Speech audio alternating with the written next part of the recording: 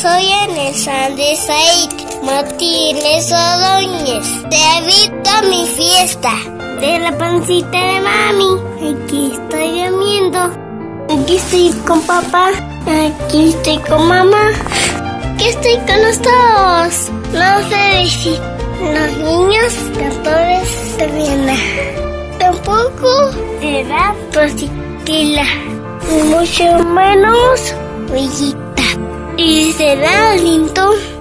Estas se van a repetir mucho. En algún momento de mi vida me daré cuenta de lo importante que eres en mi vida. No me abandones, no me dejes ir.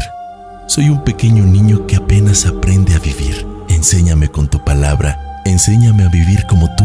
Sigue presente en mi vida y protégeme, niño Jesús. Gracias porque me amas y me cuidas, y por eso te quiero decir: Jesucristo de mi vida, eres niño como yo.